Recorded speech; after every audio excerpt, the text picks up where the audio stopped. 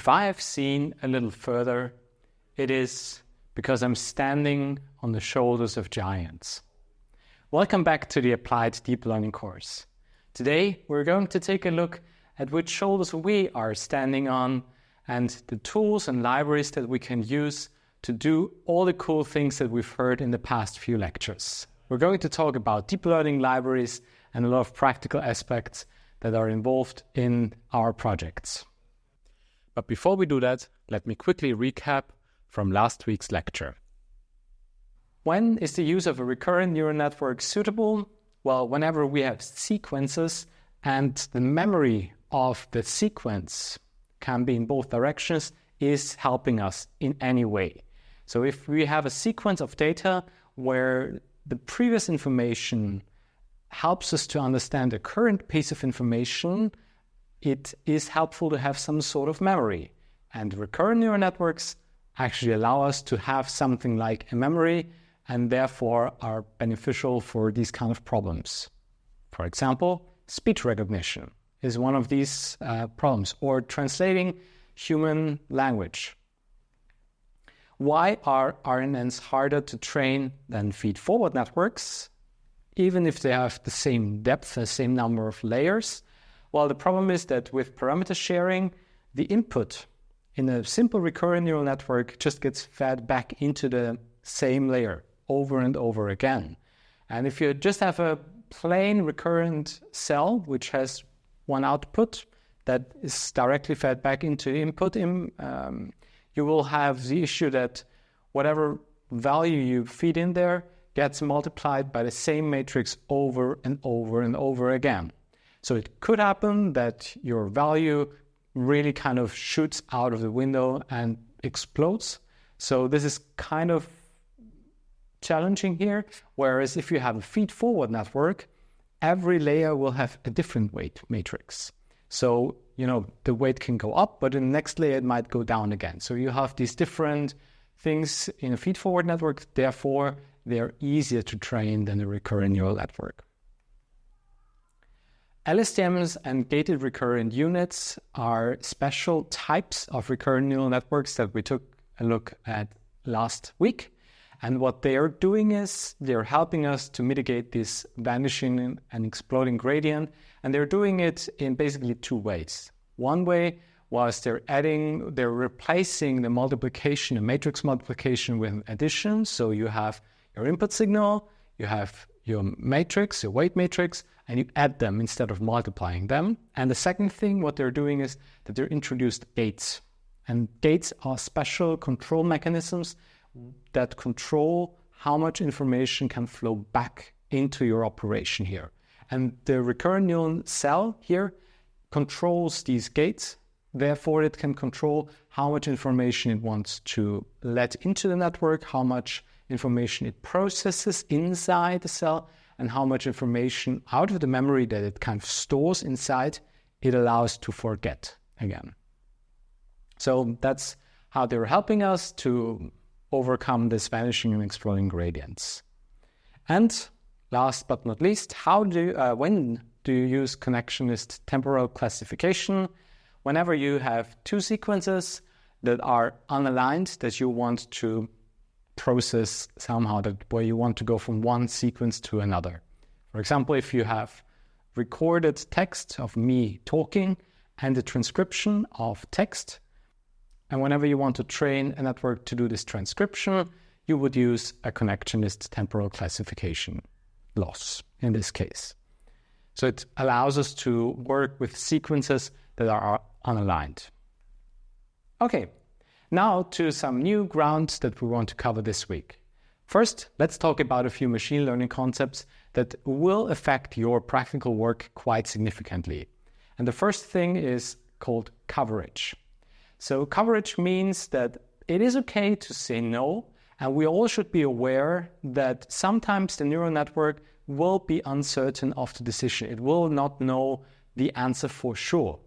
And if the system is not confident enough to give a prediction and to state a clear output, it should be allowed to reject giving an answer or saying, okay, please, human, this thing is too hard for me. you have to take over and delegate the decision to us. And what would be an example how this could actually look like? So when you're producing outputs, for example, for object detection, you could do the following, that the network has a certain confidence for its predictions, and the predictions have a certain threshold. And if the network has confidence below that threshold, it could basically say, no, I'm not predicting an object here.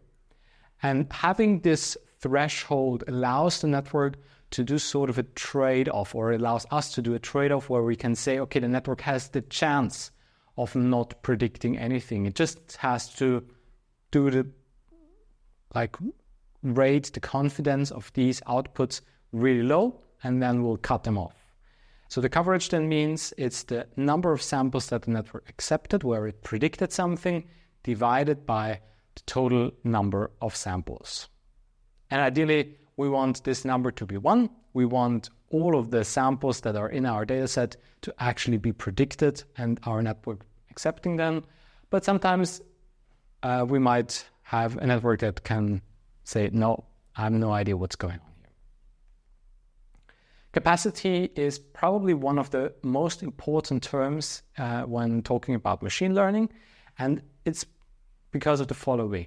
A central challenge of machine learning is to work well on new, previously unseen data. And how does it do this? Well, we've already talked about this. You have certain assumptions about your data that you're training and working on afterwards, and they have to have the same distribution, and you're trying to learn the distribution from the training set and then apply it to new unseen data. And in machine learning, what we're talking about, two things. One would be optimization, where we're trying to fit a model as good as possible onto our training set. So we're just trying to minimize the training error. Pure and stupid, just try to get as good as you possibly can on the training set. That would be optimization. But what we want is actually more. We don't want to just have a low training loss.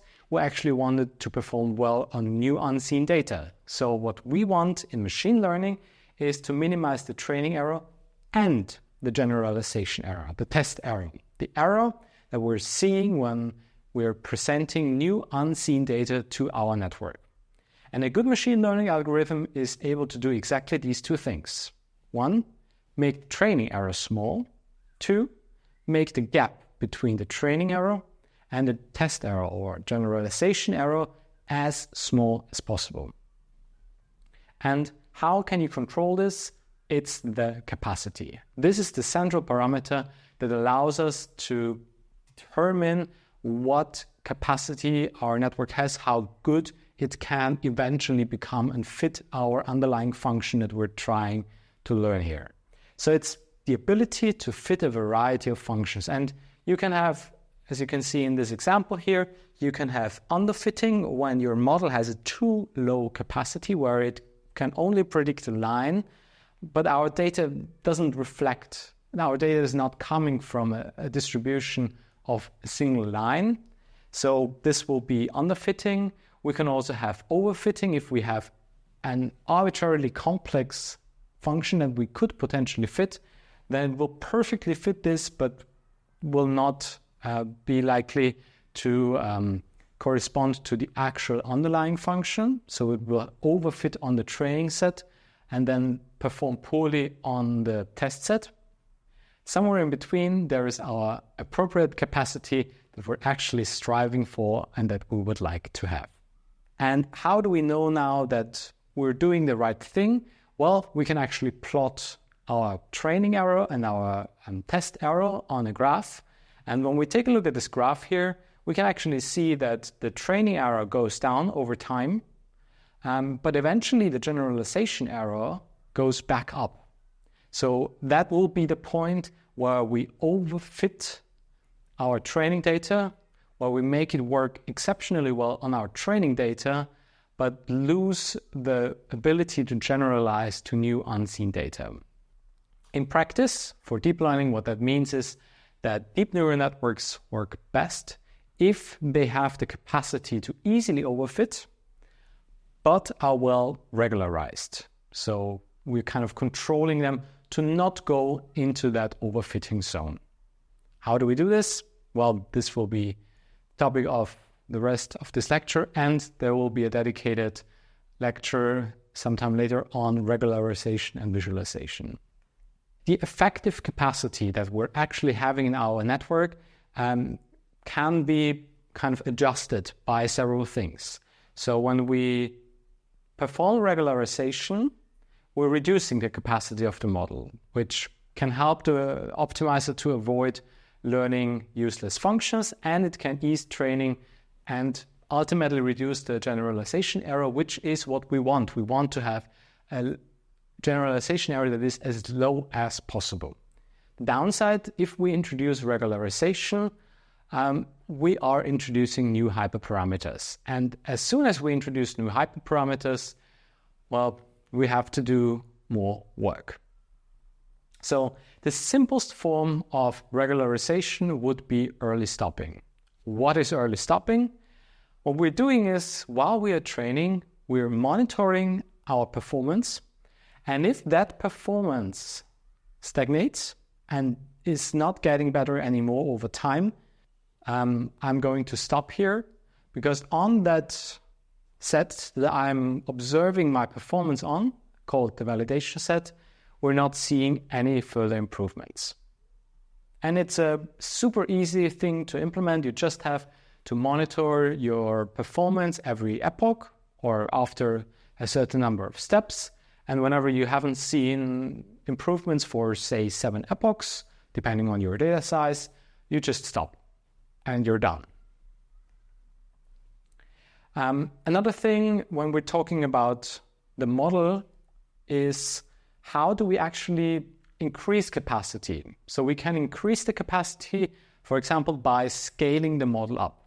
We can add more features. We can add more layers, or we could actually increase the input resolution of our data. If we're talking of images, that would be the input resolution, or if we talk about sequences, we could input a longer sequence. So instead of just feeding in 3 words, we could feed in 5 words at the same time to kind of get a bigger window and get more information. And one interesting insight is that the most efficient way of scaling up a model is by doing all of these things at the same time. So their insight was that scaling up the network with depth or resolution does, of course, improve the accuracy because it increases the capacity. The network has the possibility now to fit a more complex function. But that gain that you gain in accuracy and performance diminishes for bigger models. So what you will see in many models that are talking about scaling up or adding more layers is that at the beginning, when you go from 2 layers to 3 layers, it improves the results quite significantly.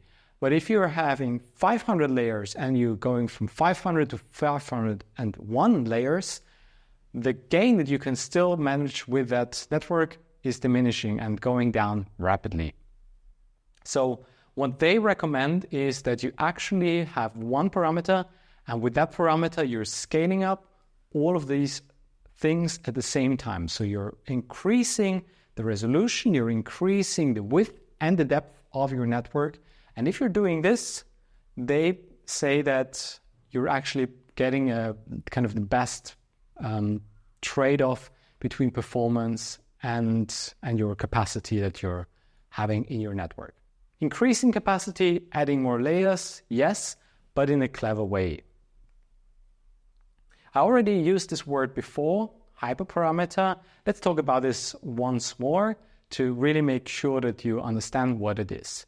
A parameter is a value that we're learning during the training. So a weight in one of our layers is a parameter. A hyperparameter is something that we do not learn, that we actually have to provide, but that controls the algorithmic behavior. And basically, we can either select them manually by just saying, okay, I want to have 3 layers, which if we want to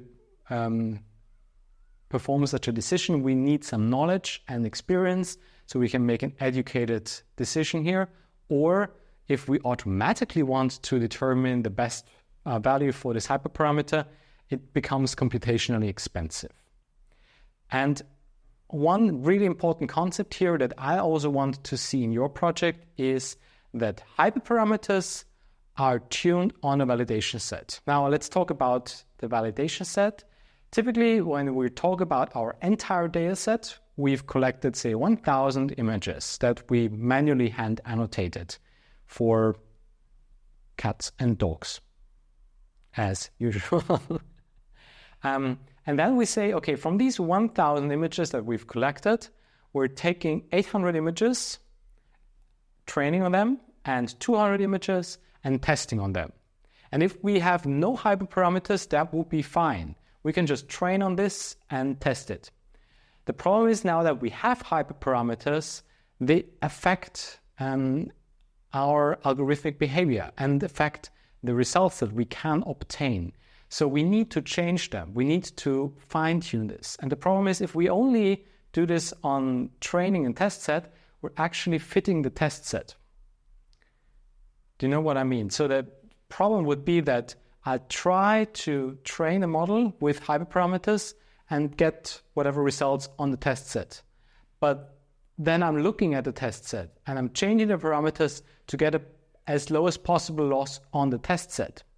But we don't want that. We don't want to tune any of our data on the test set. The test set should be something that the network has never seen and that we really separated from our training set to kind of have a meaningful, informed output of how good our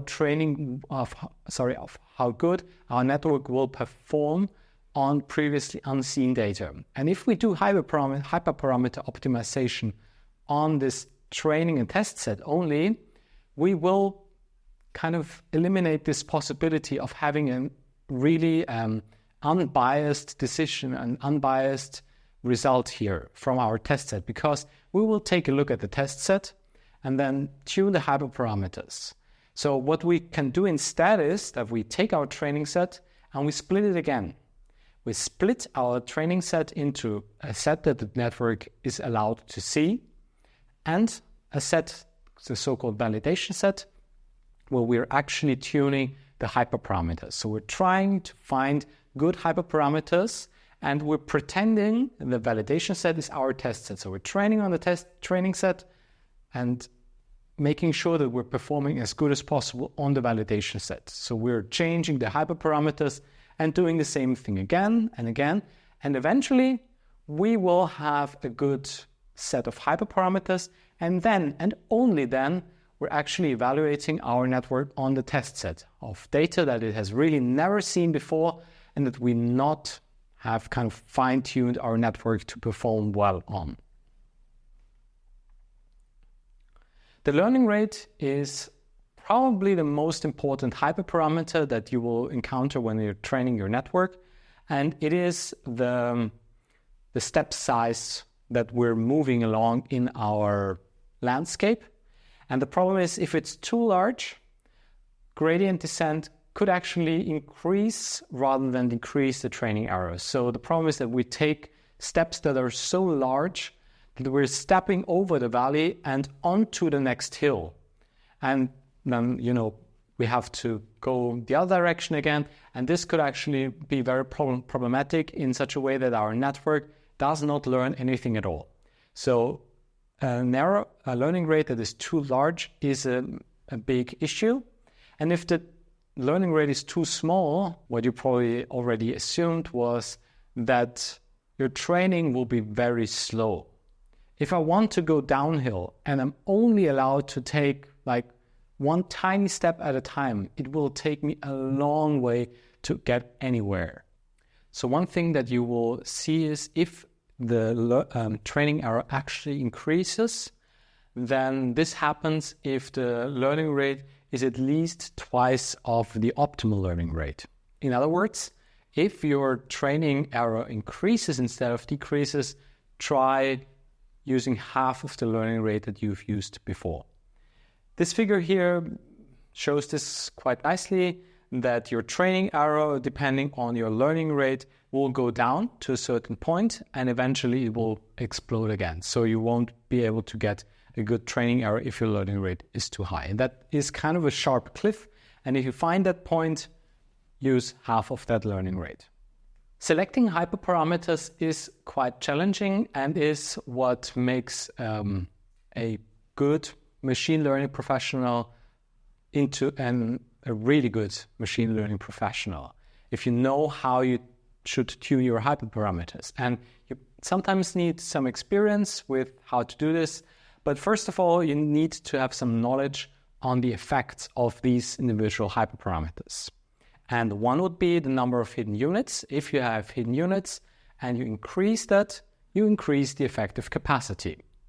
If you want to have the ideal capacity, you should find that sweet spot of the learning rate that we've seen before. It shouldn't be too high, it shouldn't be too low, it should be at that optimal value. The convolutional kernel, if you use convolutional neural networks, is also affecting our capacity. And if we have a larger kernel, we increase the capacity. Why? Because the network is able to see more as an input. But it has a caveat, because if you have a bigger input kernel, like a 5x5 or 7x7, you actually hurt performance because it's much more computationally demanding to have these large filters. So what the basic recommendation is that instead of having convolutions with large kernels, is to have multiple layers with smaller kernels. Basically a 3x3 kernel is what is mostly being used for image processing. Implicit zero padding is what we've seen before, that you kind of, if you have an image that you're padding around to make sure that you're always seeing all of the data and not losing some information. So obviously you're increasing capacity when you're doing this. And weight decay is also something interesting. Weight decay is that you're limiting your model parameter values. And basically by introducing weight decay, you are doing the opposite effect. You're reducing the capacity because the parameters can no longer become very large. And one more hyperparameter that we're talking here is the dropout rate. So that's also one way of regularizing your network, is by using something called dropout, where you randomly deactivate certain neurons. And if you increase the number of neurons that you're disconnecting temporarily, you're also decreasing the capacity. How can you search good hyperparameters? I think I briefly mentioned this already before. So you can either do a grid search. So you have, say, 2 hyperparameters that you want to tune, and you have a certain range where they can move. You can just kind of form a grid and try one training with each of these values from this grid, or you can do a random search. And the basic insight is, when you are performing random search versus grid searches, that you typically obtain better results with random search, because as you can see here, you might have one parameter that is pretty unimportant and another parameter that is important. And when you do random search, there is a good chance that you will hit that sweet spot for the important parameter. Whereas in the grid search, you're probably wasting a lot of time on unimportant parameters. So in the left figure here, you can see the leftmost column. The important parameter is far away from its ideal value, and we're still trying out unimportant parameters. So I would recommend that if you do a hyperparameter search, that you use a random search mechanism. One way how you can perform hyperparameter optimization is by actually automating this process. And if you think about it, the selection of hyperparameters can be formulated in terms of an optimization problem as well. In that case, the costs that we're optimizing is the validation set error. So we're not optimizing on our training set, but we're actually optimizing the validation set errors. The problem for this is that the gradient, if we formulate it like this, is rarely available. Therefore, we need some alternatives for this. And one big issue that we have with automatic hyperparameter optimization is that it's extremely expensive to run, because you will have to run one complete training per update step. If you think about it, you take one set of hyperparameters, you run complete training, you obtain one piece of information, your validation set error, and then you can run the next thing. So this is an enormously expensive process, even if you're running on a small playground example. However, I recommend you to have a look at it. There are some libraries, and it's subject to ongoing research, how to improve this, how to make this better. So AutoML, AutoKeras, AutoPyTorch are all libraries where you can definitely run some examples and try it out. Just note that it's extremely expensive to perform this automatic hyperparameter optimization. One more term that you should be aware of is the so-called Bayes error. So an ideal model, if you think about it, would be an oracle that simply knows the underlying probability distribution. And whenever you show it something, gives you more or less the correct answer. But even if you have such an oracle that knows the underlying distribution, the problem is that you can still have errors. Why? Because there can be noise in the distribution that, even if you know the true underlying distribution, the sample that you're drawing your examples from can have some noise. And you might actually run into the issue that you have knowledge of the underlying distribution of the variables that you're observing, but the actual output is affected by variables that you cannot observe or that you are not observing. And that can have an influence too. So you will always have a certain error here, and that is called the Bayes error. And one example would be trying to teach a machine to classify whether a cartoon is funny or not. So let's see, is this cartoon funny or not? Well, how would a machine do this? The problem is, sure, it can read the text, it can try to understand what the content is here, but what it cannot do is understand and learn our perception, our background knowledge. And this is something that a network would need to understand whether this cartoon is funny or not, because it's subjective to the viewer and not objective in that image, whether people find this funny or not. So if you want to kind of train a classifier on funny or unfunny cartoons, think about this Bayes error and that you probably will not be able to solve this issue. Some of the practical aspects. When you're designing your machine learning algorithm and your pipeline, I would recommend you to do it in the following way. First, determine your goal. That should be your first priority. You should come up with an error metric and a target value for that error metric. Think about something that makes sense for you and for your problem. For example, if you're doing image classification, well, you would like to have a high F-score or kind of a high accuracy of that classification performance. If you're translating languages, you want to have a low word error rate. Anything that makes sense for your problem, this is the error metric that you will be working on, and you should define which value for this is acceptable. If you're talking about detecting cancer, these target values can be significantly different from kind of classifying cats and dogs.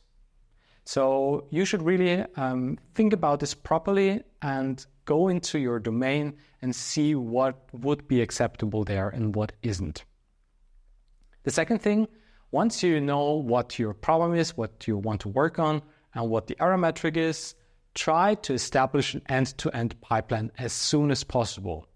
Try to do something where you can quickly take some data, run it through your neural network, train on it, and have something where you can predict something at the end to make sure you can visually verify, or you can verify it all, that you're doing the right thing. Because there are many problems along the way, along building this pipeline, that are not related to your data, but there are some quirks in your code, some bugs. And if you have the full pipeline and ideally some tests for this, you will find these errors quickly before you actually start running large trainings. And you don't want to find a bug in your data loader when you're training on gigabytes of data, but you want to be able to quickly find it as soon as possible, fix it, and only then, when your pipeline runs smoothly, train on the large data set to get the best possible result. Instrument the system to your needs and debug the hell out of it to detect some bottlenecks in performance that could be caused by overfitting. If your model is too powerful here, then what would you do? You would add some regularization. If it's underfitting, you would try to increase the capacity. And of course, there can be defects in the data itself that you're training on, some noise, some incorrectly classified samples, or defects in the software. Your data loader is loading the wrong images. It's loading it from the wrong directory. It's loading always the same image instead of from different directories. So all of these defects, you should be able to spot and debug as soon as possible. And then, once you're sure that your pipeline runs smoothly and you know how you can instrument your thing and debug your pipeline, then I would start to make incremental changes. Gather new data, adjust some hyperparameters, or maybe change your algorithm altogether. If you realize that your network would benefit from an additional input feature, well, go ahead, add that additional input feature into your dataset, and then train again your model. But that is an incremental change where you already will have the complete pipeline.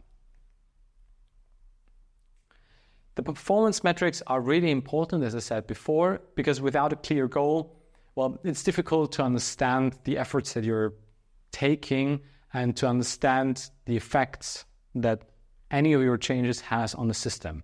So you should define a goal in terms of a certain error metric or target value that you want ideally to achieve. And in a real-world setting, what error rate is necessary for an application to be safe, cost-effective, and appealing to consumers depends on your domain. So you will have to come up with a meaningful value with your business owner, or just define it for yourself. Because that error metric and target value will guide all of your future decisions. Basically, if you say, I want to achieve 90% accuracy because that's all I need, and you're achieving 94% accuracy, you will stop. And you can start working on something else. You can start making it more efficient. You can make it smaller. But you will stop trying to find a better model. So really make sure that you have a proper metric here.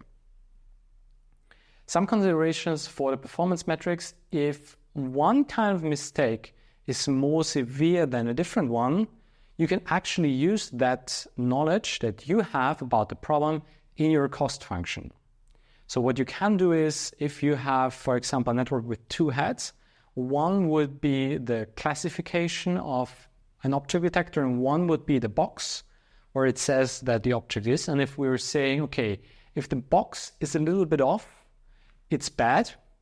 But if the class that it says what is being depicted in that box is wrong, it's even worse. It's much worse. And we can use that knowledge to use a certain weight and penalize the network harder for making classification errors versus some kind of shift in our boxes. And if you deal with rare events, you can definitely consider using precision and recall. And if you forgot what they are, so the precision is the fraction of detections reported by the model that were correct. So kind of the model says 100 things and 90 of them are correct, then you have 0.9 precision. The recall is the fraction of true events that were detected as opposed to all events that are in there. So if there are 100 objects in your image and the network only reported 90 of them, you have a recall of 0.9. And there is a frequent trade-off here between precision and recall. Think about it. If your network is prone to just blurting out anything that potentially could be in the image, it will have a high recall because it will find all of the 100 objects. But there will be many errors. And on the other end, when you have just the most certain prediction of just the top one object that it sees in the image, you will probably have a really good precision because that object will, with a high chance, be the one object that truly shows there. But all of the other 99 objects in the image, it will not pick up. So the recall will be really low. And what you can do now is you can draw a precision recall curve. You can kind of visualize this and then kind of determine a particular threshold and see where you want to go. And people love to summarize precision and recall into just one output metric. Everyone wants to just have one number, and if that number is good, you're done and you can clap yourself on the shoulder. So what they've come up with is, for example, that you can summarize this as an F-score, which takes precision and recall and summarizes that in a single number, or the sum under the precision recall curve. So when you think about this curve, that as you move towards a higher recall, your precision will drop, and vice versa. And you can actually use this curve and integrate and take the sum underneath this curve, and that should also be as high as possible, because ideally you just have a rectangle where you kind of have no trade-off. You will never have that. Therefore, this sum under the curve is a really good metric here to kind of be meaningful for your metric. One thing that kind of goes into this idea of summing the values under the curve is the average precision if you're using object detection. And it's basically the idea that you're summing the curve under this precision recall thing for each class. Before you start developing your machine learning models, you should actually try to establish a baseline. Maybe depending on the problem that you're looking at, you could try to do something without deep learning in the beginning, run a k-nearest neighbor classifier, do some manual programming and see how fast and how far you can get with that. If the data that we're using has a fixed size input, we could start with fully connected layers. If we have grid-like input data, we could use convolutional layers to start with. And if we have some input and output sequences, recurrent neural networks are probably the best starting point to establish a baseline, to kind of get our first draft, our first end-to-end pipeline. And as I said before, the first baseline doesn't have to be any good at all. It just has to run through and output something. You want to have some results at the end of the line. And if that has an accuracy of 20% only, that's fine, but at least you have something that you can improve gradually afterwards. For picking a certain architecture, try to check out different works that are published in the research community on similar problems, and I would recommend to just copy over their architecture or the idea that they're using in their architecture. You can downsize it, often quite significantly, especially for starting. You want to have really small networks to kind of be able to run it on your CPU and debug the data, and then adapt it. And that adapting will be the goal of, if you're bringing your own method, that will be your main focus in your project. I would recommend that you start with vanilla stochastic gradient descent. As we know, it's mini-batch gradient descent, but people often just say stochastic gradient descent with momentum. We also have seen why. And use mild forms of regularization. Even in your first baseline, something like early stopping, you should definitely put into your training loop as soon as possible. One of the things that will help us most along the way is if we can increase the training set size. So one of the problems is that if we have too little data to train on, we would like to kind of understand the underlying distribution, but we can't, because we have too little information. So the network will try to fit a curve here, as you can see, but the true underlying distribution is not really what the network will actually learn, because it just has too little data to extrapolate onto that underlying distribution. So if we add more data points, we can actually mitigate this issue and improve the quality of our network. And in deep learning, it's one of those things where having more good data that comes from our underlying distribution and is independent is always better. The only downside is that it's not always feasible to add just more data, because, for example, when you're working in the medical domain, it can include human suffering, and we definitely don't want more humans to suffer just to get some more data. If you're, for example, looking at illnesses or certain diseases, well, the images of their X-ray scans, you will only get those if the people are sick. So ideally, you would like to find some other ways to improve your network performance than having more people being sick. So a small guideline here for you on trying to answer the question whether you need more data or not. So usually you should start with whatever training set you have, and you perform some hyperparameter optimization on your validation set, and you get a certain training error. When your training error is low, well, you go to the next step, to the hyperparameter optimization and testing. Ideally, if you found a good set of hyperparameters. If the test error is low, well, congratulations, you're done. You found a good model that works well on your data. It doesn't necessarily mean that it works well on all of the data, but at least on the data that you have collected and showed to the network. If the training error is high after training, if it can't get to a low training error, well, our network has some issues. It's probably not powerful enough. So the model size, if it's too small, you should increase it, add more layers, make it deeper, or kind of increase the resolution. If it is already large, so if your model is already really powerful and you can still not get to a low training error, maybe take a look at your data, because your data might have an issue now. If your data quality is poor, clean it up. I cannot stress this enough. Having clean and properly annotated data that you're training on is super important. And you should spend some time on assuring the quality of your data is really high. If it's poor, clean it up first and then go back to start and train another round. If the data quality is already good, now it comes kind of to the tricky area. Well, try to gather more data. Maybe you've just not gathered enough data to have a proper learning experience here with your network. And if you can gather more data, do it.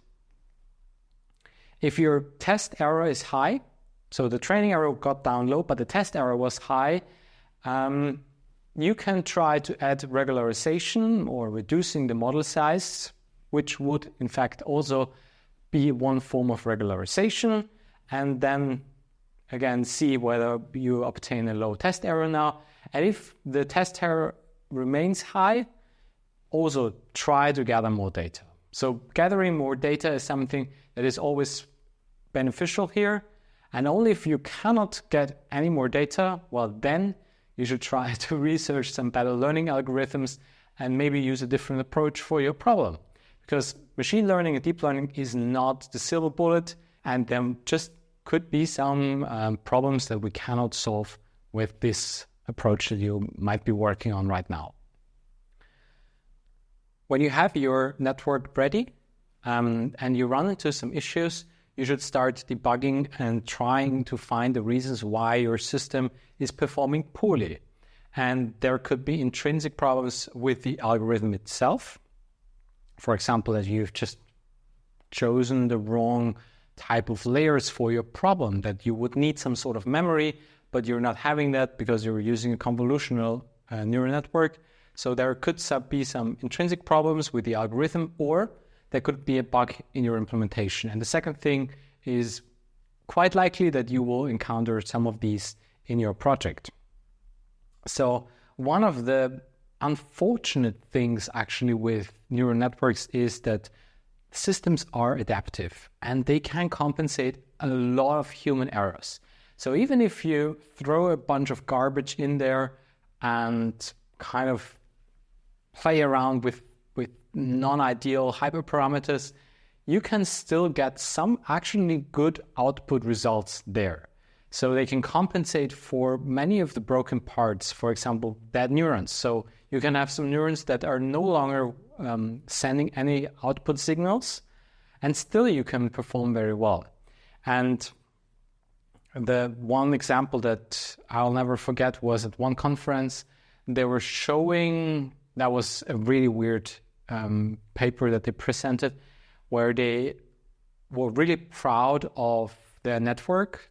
And what they were doing was that they took an image and they encoded it in such a way that they created so-called superpixels, but it's not what you might think of superpixels, but they created a 3x3 cluster where they kind of had an encoding of the color information of each pixel or of each grid into a certain pixel of that 3x3 grid.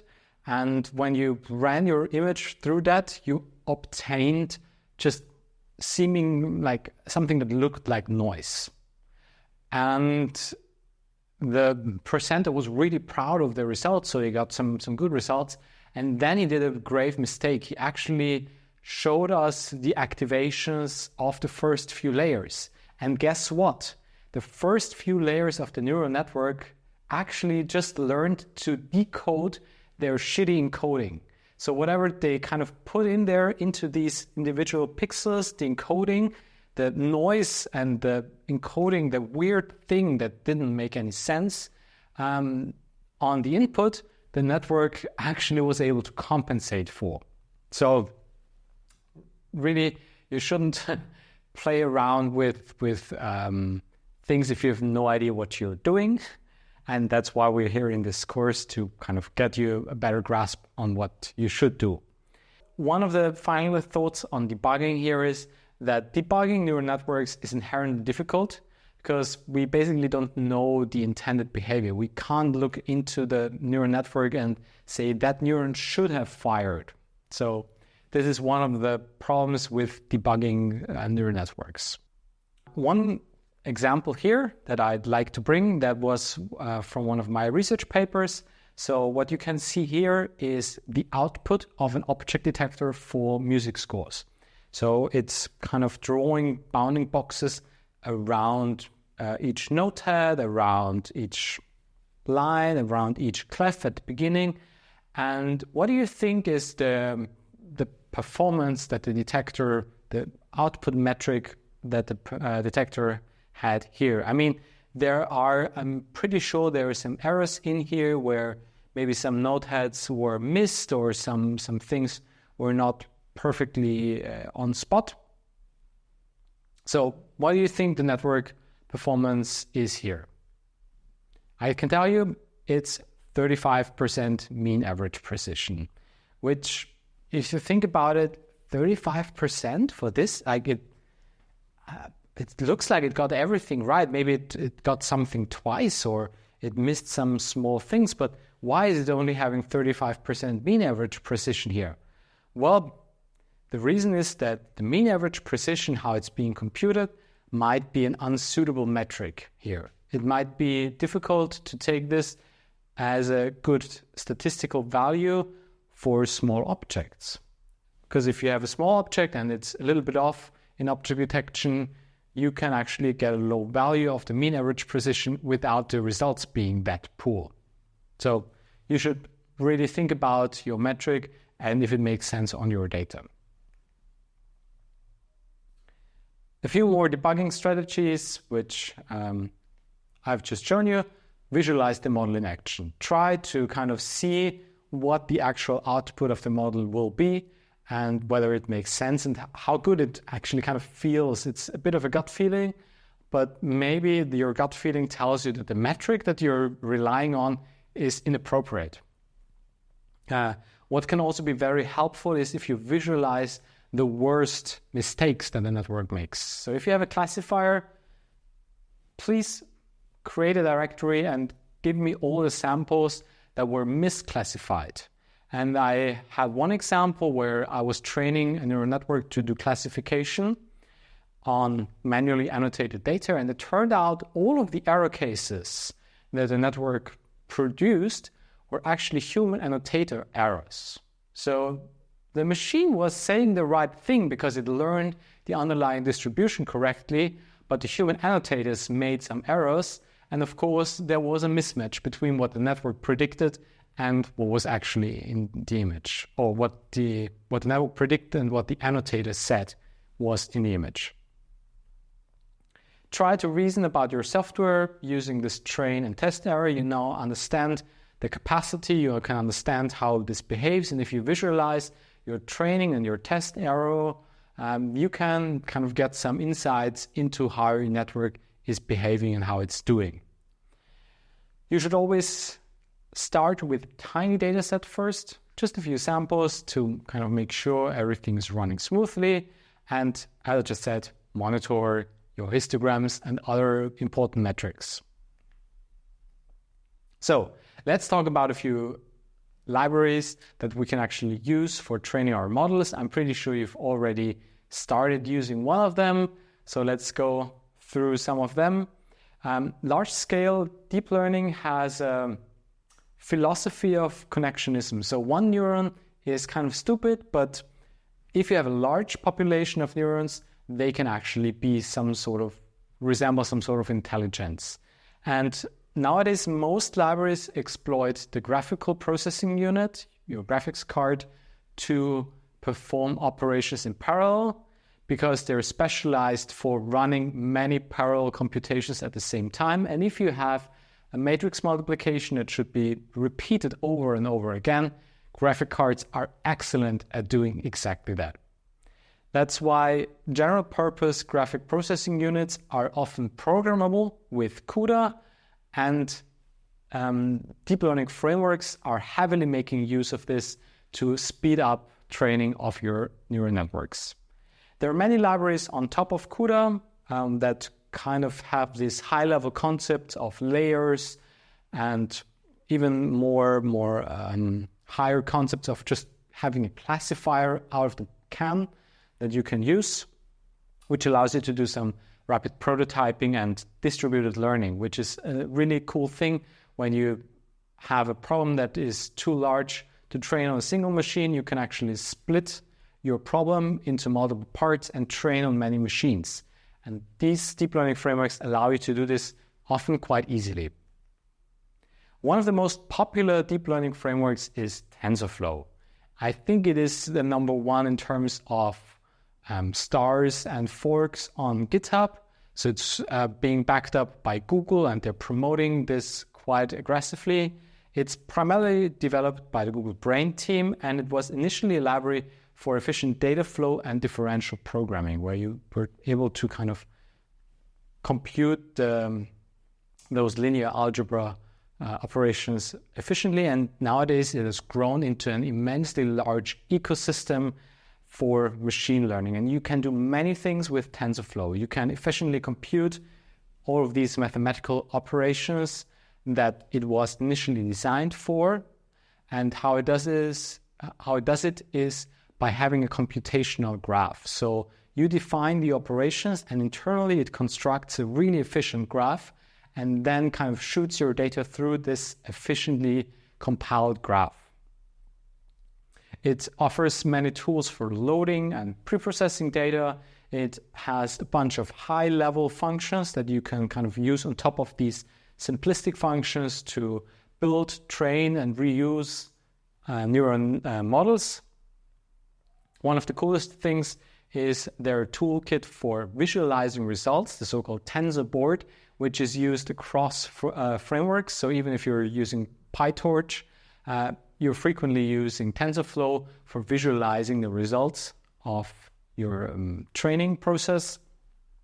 And it offers a wide variety of tools and infrastructure for running training and inference on many different platforms and devices. So you can run a trainer model on several servers and then run it on a small device, on a small smartphone that you have in your pocket. Keras was initially developed as kind of a high-level abstraction of the three most popular deep learning frameworks a few years ago, which were TensorFlow, Theano, and I think CNTK was also back then, the Microsoft toolkit, quite popular, and it kind of had this abstraction layer on top of these. But over time, many of the underlying toolkits died away, and Keras was kind of merged into TensorFlow and is now the high-level way of talking with TensorFlow. So it provides these high-level abstractions, what we've already seen, where you can say conv2d, and then you have your layer that you can actually kind of stack together in a sequential network and use for your operations. The second very popular deep learning framework is PyTorch. It's, again, an open source machine learning framework that is tightly coupled with Python, therefore the name. It originated from Torch, which I think was written where you programmed in Lua. And it's given this kind of tight coupling between Python and PyTorch. It's really developer friendly and easy to debug because you can just set a breakpoint and step into the operations of the framework. It's primarily developed by the Facebook AI research team, and it has two main features. So it's fast and efficient tensor computations that we're doing all of the time. We're using some tensors, some input matrix, and then running it through, computing this, and it can accelerate this with the GPU. And the second thing is that it allows us to train deep neural networks with automatic differentiation. And how it does is, it has a tape-based system where it records the operations that it took. So you're running an addition, you're running a multiplication, and it recorded these steps. And when you record and you know that the operation was an addition, you know how to compute the derivative, how to compute the backprop step. So that's what they're doing. So you can kind of replay this to compute the gradient. PyTorch has a rich ecosystem of different tools on top of it. I just want to point out one of them, PyTorch Lighting, which I personally am using, and I enjoy using it quite a bit. It's a framework for writing cleaner PyTorch code, and it allows you to easily run code on different hardware, to switch more easily, because if you're using plain PyTorch, you have to kind of take care of this yourself to move data to the graphics card and back, which is nice in a way that you have to be aware of what's going on, and it makes everything very explicit. But when you're training and doing research, you often don't want to take care of this boilerplate code and just directly want to train your model. So it helps you to kind of focus on that. It helps you on logging, checkpointing, computing some error metrics along the way, and gives you some of the nice tools like early stopping and visualization almost out of the box. You kind of get this really easily by just adding one more line in your code. So it is a really nice framework on top of PyTorch that allows you to focus on designing and doing research with different machine learning models. Fast AI would be a similar project where they also have a high-level library for deep learning that is also built on top of PyTorch. So I would say it's also very useful maybe to even use them in combination. It provides many tools for stuff for operations that are repeatedly written for no reason. So people are writing some data loaders over and over again. So what you can do here is take the data load that they've already written and tested and that is proven to work efficiently and load your data efficiently, or some data augmentation if you're working with images. They already provide many of these things out of the box that you can use. Another quite interesting initiative is ONNX, the Open Neural Network Exchange format. It's an open format specification that defines how to represent deep learning models.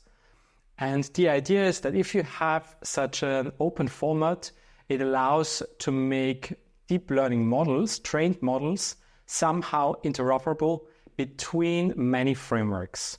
And there is a consortium of quite a lot of companies that are supporting this initiative.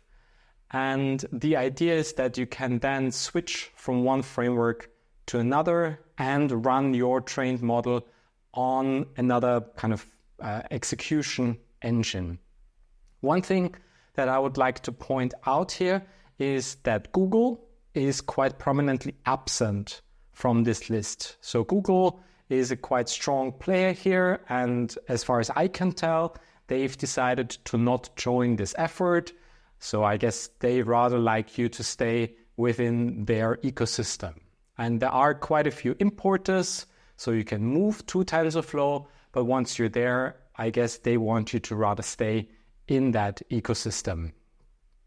Maybe in the future this will change. I don't know when you're watching this video. Maybe Google has joined this effort, but as of now, this one is not here. Hugging Face is also a great platform that I highly recommend you to check out. It's actually really a platform.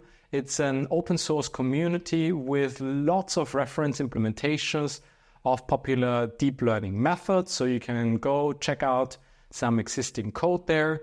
It offers some Python library for running some pre-trained models. It also features access to a large range of public datasets. And the library that they offered is called Transformers, not to confuse with the architecture of Transformers. But nevertheless, I highly recommend you to also go and check out their resources, even if it's just for learning about existing frameworks and reference implementations. One more quite cool tool that I've found is Ray, which you can use for scaling and hyperparameter optimization. So it's yet another framework that offers you or has the goal that making AI more scalable, and especially making your Python application more easily scale when you do distributed learning. So often you want to run your machine learning training not just on a single computer, but on more resources. And they offer a library that can offer you to take over the heavy lifting of how you distribute this there. They also have what they call Ray Tune, which can be used to simplify hyperparameter optimization. So there you specify your objective, which metric it should optimize, and a search space, as we've seen previously. So you say which values it should search and which kind of search strategy should be applied, for example, a grid search, and then you run this tuner, which runs the full kind of learning loop of your model and then performs hyperparameter optimization here.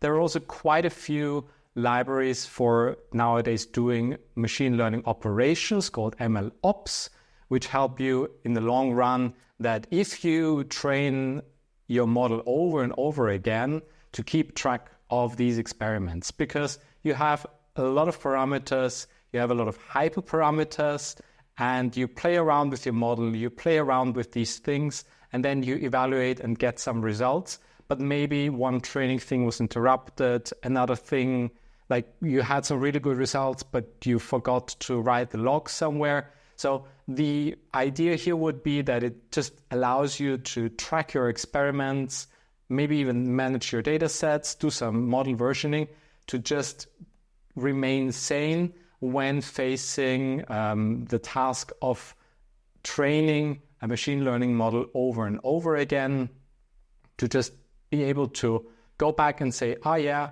in this, with these hyperparameters, I've achieved quite good results.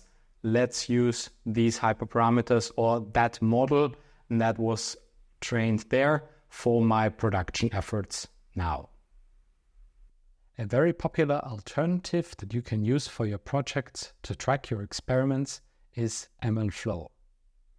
MLflow is an open source platform that allows you to track your experiments similar to weights and biases and visualize the results of your different runs in an interactive user interface. What I personally find really cool about this platform is that it allows you to package your code and ship it in such a way that others can also reproduce your experiments, as part of Docker images, etc. The platform also allows you to store your models and serve your models. Let's sum it up what we've talked about this week. I hope those are some really interesting and helpful hints to you when you're training your neural networks and when you're starting on your second exercise. So let's repeat the coverage. That is the measurement of how often the network rejects to provide an answer. The capacity specifies the capability of our network to kind of learn arbitrary functions. So if the capacity is too low, we would risk underfitting of not being able to learn the underlying function. If it's too high, we risk overfitting to learn kind of too sharp curves of our function and then not being able to generalize well to previously unseen data. And the effective capacity of our neural network is determined by our hyperparameters. And we can kind of tune these hyperparameters, and if the capacity is too high, we can reduce it by adding regularization. The learning rate is the most important hyperparameter, and when you're doing hyperparameter optimization, you're kind of searching for good ones here, perform a random search instead of a grid search, because that's more efficient and you will more likely get a good set of hyperparameters. If you only have time to tune one hyperparameter, go for the learning rate. And gathering more data is almost always beneficial and always a good idea if you're working in an environment where you can gather more data. I know it's not always possible, and it's time expensive sometimes in terms of time and sometimes also of money to gather more data, but there is a high chance that you can improve your performance of your models quite significantly if you gather more data. And finally, there are many libraries that help you to perform these training steps and train efficiently on a graphics card, on a server farm, if you have one of them available, or just on a CPU, and help you to quickly go from an idea to an implementation, maybe in just a bunch of lines of code. And these libraries are what you should use in your project. If you have any questions, feel free to drop me an email. I'll try to get back to you as soon as I can. And I hope that you will have fun with your second exercise and enjoy hacking away your project. See you next week.